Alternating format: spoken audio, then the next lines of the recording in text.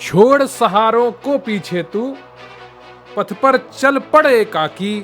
तू चाहे तो ला सकता है धरती पर नव की झांकी, धरती पर नव की झांकी। नमस्कार, जय हिंद दोस्तों, स्वागत है आपका आपके अपने YouTube channel quick revision classes पर। उम्मीद करता हूं आप सभी कुशल मंगल होंगे और निश्चित रूप से अपनी तैयारी को बहुत ही अच्छा कर चुके होंगे। लेकिन फिर भी अभ्यास करना, निरंतरता बनाए रखना बहुत ही ज़्यादा ज़रूरी है किसी भी सफल विद्यार्थी के लिए, किसी भी सफलता की ओर बढ़ने वाले विद्यार्थी के लिए। तो आपकी उसी श्रृंखला में आज 20 महत्वपूर्ण प्रश्न लेकर आया हूं, जो आपको हो सकता है आसान लगे क्योंकि आप अभी तक बहुत ही ज़्यादा अच्छी तैयारी कर चुके हैं, लेकिन काफ़ी लोगों को काफ़ी कठिन भी लग सकते हैं क्योंकि कहीं ना कहीं उनकी तैयारी अब धीरे धीरे कमज़ोर होती जा रही है। उनका मोटिवेशन सेल्फ, जो उनके अंदर से जो आग निकल रही थी पढ़ाई की, उस नौकरी के प्रति, वो अब धीरे धीरे धीमी होती जा रही है। लेकिन आपको घबराना नहीं है, निरंतरता बनाए रखनी है। बहुत ही जल्दी आपकी एग्जाम की डेट आएगी और आपकी परीक्षा तिथि भी घोषित हो जाएगी। क्लियर है आपको? तो फोकस बनाए रखिए और निश्चित रूप से आपका सिलेक्शन पक्का होगा। तो प्लीज वीडियो को लाइक कर लीजिएगा, चैनल पर नया है तो चैनल को सब्सक्राइब कर लीजिएगा, क्योंकि प्रश्न यहीं से आएगा। पढ़ेंगे आप मेरे साथ तो आपको यकीन आएगा। तो चलिए शुरू करते हैं आज का ये वीडियो।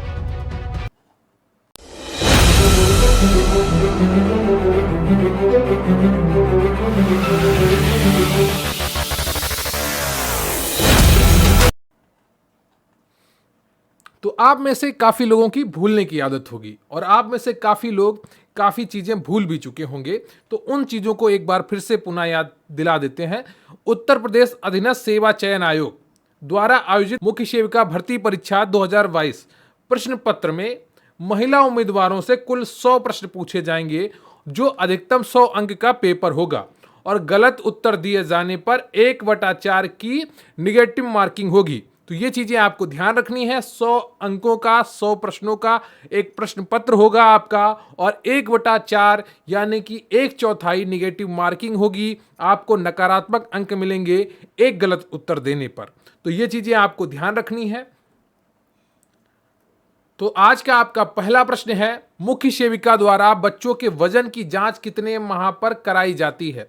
किसके द्वारा कराई जाती है? यह आपको भली भांति पता होगा कि आंगनवाड़ी के द्वारा कराई जाती है, लेकिन कितने माह पर कराई जाती है वो आपको बताना है। प्रत्येक 3 माह पर, प्रत्येक 2 माह पर, प्रत्येक माह पर या प्रत्येक 6 माह पर? बताइएगा, मुख्य सेविका द्वारा बच्चों के वजन की जांच कितने माह पर कराई जाती है? इसका सही उत्तर आपको बताना है। तो इसका सही उत्तर है आपका सी ऑप्शन, प्रत्येक माह पर। क्लियर है आपको? अगला प्रश्न है आपका, आंगनवाड़ी कार्यकर्ताओं के ऊपर एक आंगनवाड़ी पर्यवेक्षक होती है, उसे क्या कहा जाता है या उसे कहा जाता है? मुख्य सेविका, अध्यक्ष या एनएम या नर्स? बताइएगा। ये प्रश्न तो आप सबको मुंह जवानी रट चुका होगा, लेकिन फिर भी रिवीजन की दृष्टि से आपको ये सभी प्रश्न करने हैं ताकि आप कहीं पर भी चूके ना। तो ए ऑप्शन आपका सही है, मुख्य सेविका। क्लियर है आपको? निरंतरता में ही आपकी जीत छुपी है। जो निरंतर रहेगा, लगातार परिश्रम करेगा, निश्चित रूप से उसकी जीत सुनिश्चित होगी। भारत की जनसंख्या विश्व की जनसंख्या का कितना प्रतिशत है? बताइएगा, भारत की जनसंख्या विश्व की जनसंख्या का कितना प्रतिशत है? यह आपको बताना है। जल्दी से बताइएगा। ABCD में कौन सा ऑप्शन आपका सही हो जाएगा? भारत की जनसंख्या विश्व की जनसंख्या का कितना प्रतिशत है? जल्दी से बताइए। A 10.2% या B 20% या C 17.5% या D 15.5%? बताइएगा, भारत की जनसंख्या विश्व की कुल जनसंख्या का कितना प्रतिशत है?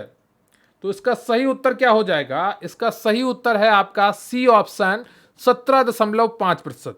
क्लियर है आपको? 17.5%। अगला प्रश्न है आपका, भारतीय चिकित्सा अनुसंधान परिषद के विशेषज्ञों के अनुसार गर्भावस्था में एक स्त्री को कितनी अतिरिक्त कैलोरी की आवश्यकता होती है? 50 कैलोरी, 150 कैलोरी, 500 कैलोरी या 300 कैलोरी।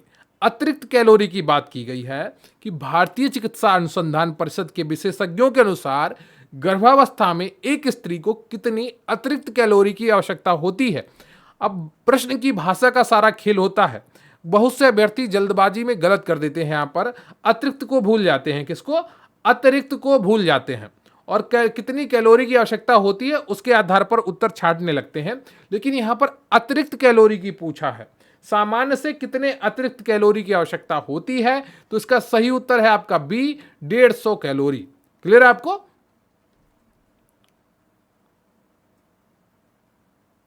अगला प्रश्न है आपका, एक नवजात शिशु को कितने दिन तक नहीं नहलाना चाहिए? 6 घंटे तक, 6 दिनों तक, 7 घंटे तक या 7 दिनों तक? बताइएगा, एक नवजात शिशु को कितने दिन तक नहीं नहलाना चाहिए? तो इसका सही उत्तर क्या हो जाएगा आपका? इसका सही उत्तर है आपका डी ऑप्शन, 7 दिनों तक। क्लियर है आपको?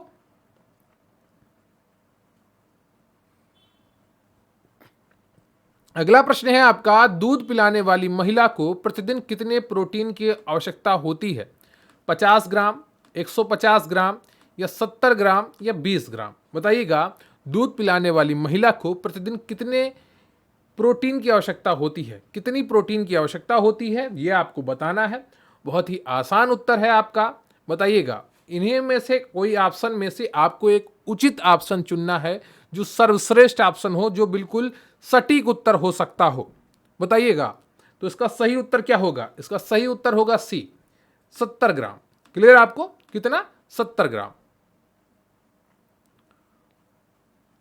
अगला प्रश्न है आपका, मिशन इंद्रधनुष किस वर्ष प्रारंभ किया गया? 2010 में, 2014 में, 2019 में या 2021 में? बताइएगा, मिशन इंद्रधनुष किस वर्ष प्रारंभ किया गया? ABCD में आपका कौन सा ऑप्शन सही होगा, जल्दी से बताइएगा। तो इसका सही उत्तर है आपका बी ऑप्शन, 2014 में। क्लियर है आपको? 2014 में। और आज का आपका जो प्रश्न है, आपको बताना है कि जो 2011 की जनगणना हुई थी उसमें उत्तर प्रदेश की किस नगर की जो जनसंख्या वृद्धि दर थी वो नकारात्मक थी। आपको बताना है 2011 की जनगणना के अनुसार उत्तर प्रदेश के किस जिले की जो जनसंख्या वृद्धि दर थी वो नकारात्मक थी। अगला प्रश्न है आपका, भारतीय गांव में किस प्रकार के परिवारों का उदाहरण देखने को मिलता है? बताइएगा, भारतीय गांव में किस प्रकार के परिवारों का उदाहरण देखने को मिलता है? मूल परिवार, दाम्पत्य परिवार, संयुक्त परिवार या एकाकी परिवार? बताइएगा, भारतीय गांवों में किस प्रकार के परिवारों का उदाहरण देखने को मिलता है? बहुत ही आसान उत्तर है। अगर आप थोड़ा सा बहुत भी ध्यान देकर चीजों को देखते हैं तो इसका उत्तर बहुत ही आसानी से दे रहे होंगे। सही उत्तर है सी ऑप्शन, संयुक्त परिवार। क्लियर आपको? क्या उत्तर है? संयुक्त परिवार बिल्कुल सही उत्तर है। अगला प्रश्न है आपका, सामाजिक परिवर्तन निम्नलिखित में से किस रूप में देखने को मिलता है? एक रेखीय, समस्या मूलक, कल्याणकारी या ये सभी? बताइएगा, सामाजिक परिवर्तन निम्नलिखित में से किस रूप में देखने को मिलता है? ये मोटे मोटे तौर पर यहां पर बात कही गई है, कहीं कहीं पर और रूप भी हो सकते हैं, लेकिन जो एक समग्र रूप है उसकी चर्चा की जाती है जब हम किसी चीज को पढ़ते हैं। अपवादों को दूर रख दिया जाता है। सामाजिक परिवर्तन निम्नलिखित में से किस रूप में देखने को मिलता है? एक रेखीय, समस्या मूलक, कल्याणकारी या ये सभी? तो इसका सही उत्तर है आपका डी ऑप्शन, ये सभी। क्लियर आपको? एक रेखीय मतलब पूरे समाज में एक साथ परिवर्तन होता है। समस्या मूलक यानी कि कोई वर्तमान समस्या होती है उसको हटाने के लिए होता है वो परिवर्तन। कल्याणकारी यानी कि पूरे समाज का जिसमें कल्याण छुपा होता है वो उसके लिए होता है।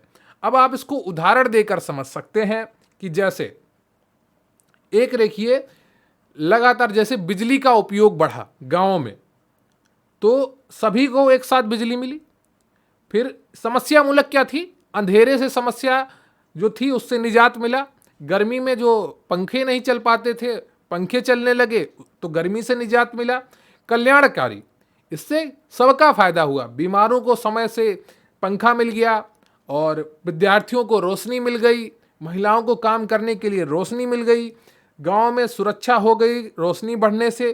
तो ये चीज़ें बहुत ही कल्याणकारी थी। बिजली एक सामाजिक परिवर्तन था, बिजली का उपयोग करना। क्लियर है आपको? अब इसका नकारात्मक पहलू क्या हो सकता है? जैसे अफगानिस्तान में अभी आप देख सकते हैं, वहाँ नकारात्मक चीज़ें हो रही हैं, महिलाओं पर रोज एक नई पाबंदियां लगाई जा रही हैं। तो वो कल्याणकारी पाबंदियां नहीं है, वो नकारात्मक है। लेकिन ये 203 देशों में से सिर्फ एक देश में ऐसा हो रहा है। तो चीजें कहीं कहीं पर नकारात्मक होती हैं, उन्हें अपवाद के रूप में भी देखा जा सकता है। क्लियर आपको? सामाजिक परिवर्तन की प्रक्रिया कई रूपों में प्रकट होती है, जैसे उद्विकास, प्रगति, विकास, सामाजिक आंदोलन, क्रांति इत्यादि। ये सारी चीजें मैं आपको बहुत ही डिटेल में पढ़ा चुका हूं। अगर आपको दोबारा पढ़नी है तो कमेंट करके जरूर बताइएगा। मैं कोशिश करूंगा कि आपको ये सब चीजें दोबारा पढ़ाई जा सकें। प्रसव के दौरान खतरनाक संकेत है: मूर्छा आना, अधिक रक्तस्राव, गर्भावस्था में बच्चे का आड़ा होना, या ये सभी। बताइएगा, प्रसव के दौरान खतरनाक संकेत है: मूर्छा आना, अधिक रक्तस्राव, गर्भावस्था में बच्चे का आड़ा होना, या ये सभी। 11वीं का कौन सा ऑप्शन आपका सही हो जाएगा आपको बताना है। तो डी ऑप्शन आपका बिल्कुल सही है, ये सभी। क्लियर आपको फोकस बनाए रखना है और निश्चित रूप से आपको सफलता मिलेगी। ये हर रोज अपने आप से कहना है। जो आपसे ये कहे उससे जुड़कर रहिए, क्योंकि नकारात्मक चीजों से जुड़ेंगे तो आपका सेल्फ डाउट बढ़ जाएगा, आप स्वयं पर विश्वास नहीं कर पाएंगे, और जिसको स्वयं पर विश्वास नहीं होगा वो बहुत ज्यादा मेहनत नहीं कर पाएगा। मेहनत उसी से होगी जो स्वयं पर विश्वास करेगा, जो लगातार सकारात्मक चीजों से जुड़ा रहेगा। अगला प्रश्न है आपका, नवजात शिशु के लिए सबसे सुपोषण आहार होता है: गाय का दूध, माँ का दूध, बोतल का दूध, या उपयुक्त सभी। बहुत ही आसान उत्तर है, मैं आपका समय जाया नहीं करूंगा। बी ऑप्शन बिल्कुल सही है, माँ का दूध। लेकिन माँ के दूध को जो पहला दूध होता है उसको क्या कहते हैं? जो गाढ़ा पीला होता है उसको क्या कहते हैं? उसका क्या नाम होता है? कमेंट करके जरूर बताइएगा। आज का आपका ये अगला प्रश्न है। 2 प्रश्न आज मैंने आपसे पूछे हैं, दोनों के उत्तर कमेंट बॉक्स में जरूर लिखिएगा, और प्लीज वीडियो को लाइक कर लीजिएगा। चैनल पर नए हैं तो चैनल को सब्सक्राइब कर लीजिएगा। अगला प्रश्न है आपका, नवजात शिशु को कितने रोगों से बचाने के लिए टीकाकरण किया जाता है? ए 5 रोगों से बचाने के लिए, 7 रोगों से बचाने के लिए, 3 रोगों से बचाने के लिए, या 10 रोगों से बचाने के लिए। तो ये प्रश्न किस योजना पर आधारित है उसको भी आपको समझ लेना चाहिए। इंद्रधनुष योजना नाम क्यों रखा गया था? इंद्रधनुष में मान्यता थी कि 7 रंग होते हैं, ठीक है? तो उसी के आधार पर 7 रोगों से बचाने के लिए टीकाकरण किया जाता है सामान्यतः। लेकिन कहीं कहीं पर 8-9 टीके भी लगाए जाते हैं। वो वहाँ की भौगोलिक परिस्थिति, वहाँ पर बीमारी की स्थिति, जैसे जापानी इन्फ्लाइटिस है, जो जापानी बुखार है, उत्तर प्रदेश के पूर्वी इलाकों में ज्यादा फैला है, तो वहां पर उसके लिए टीके लगाए जाते हैं। लेकिन संपूर्ण उत्तर प्रदेश में या संपूर्ण देश में नहीं लगाए जाते हैं। कुछ इलाकों में कुछ खास बीमारियां फैली होती हैं तो उनका टीकाकरण भी इसमें शामिल किया जाता है, लेकिन सिर्फ उन इलाकों के लिए। वैसे सामान्यतः 7 रोगों से बचाने के लिए नवजात शिशु को टीकाकरण किया जाता है। क्लियर है आपको? ये सारी सामान्य जानकारी है, इसमें कुछ विशेष करने की आवश्यकता नहीं है। बस आपका जागरूक होना बहुत ही आवश्यक है, और निश्चित रूप से यहां पर आपको नौकरी मिलेगी। गर्भावस्था के दौरान कैल्शियम की मांग कब सबसे अधिक बढ़ जाती है? अंतिम महीने में, अंतिम 3 महीने में, अंतिम 5 महीने में, या इनमें से कोई नहीं? बताइएगा, गर्भावस्था के दौरान कैल्शियम की मांग कब सबसे अधिक बढ़ जाती है? ABCD में आपका कौन सा ऑप्शन सही हो जाएगा? 14वें का। तो इसका सही उत्तर है आपका अंतिम 3 महीने में। क्लियर आपको? अब यहां सर आपका अगला प्रश्न है, हैजा किसके द्वारा फैलता है? वायु के द्वारा, संक्रमण के द्वारा, जल द्वारा, या भोजन द्वारा? बताइएगा, हैजा किसके द्वारा फैलता है? तो इसका सही उत्तर क्या हो जाएगा? जल द्वारा। संक्रमित जब दूषित जल आप उपयोग करते हैं तो इसके द्वारा हैजा आपके शरीर में पहुंचता है। क्लियर आपको? अगला प्रश्न है आपका, पोलियो वैक्सीन का आविष्कार कब हुआ? 1955 में, 1957 में, 1960 में, या 1962 में? अब देखिए, इस तरह के प्रश्न भी आपसे पूछे जा सकते हैं, इसलिए सारी चीजों को काफी बारीकी से और ध्यान से आपको देखना है। सब कुछ आपको डिटेल में पढ़ना होगा और जो मेहनत करेगा उसी को सफलता मिलेगी। आपकी सफलता आपकी मेहनत पर निर्भर करती है और मेहनत सबसे नहीं होती है, ये बहुत ही कम लोगों से हो पाती है। बताइएगा, पोलियो का आविष्कार किसने किया था? बताइए।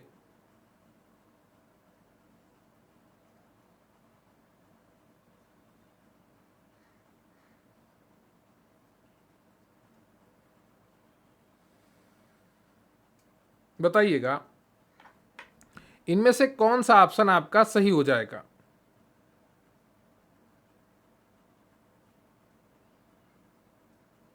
इसका सही उत्तर है आपका ए ऑप्शन 1955 में।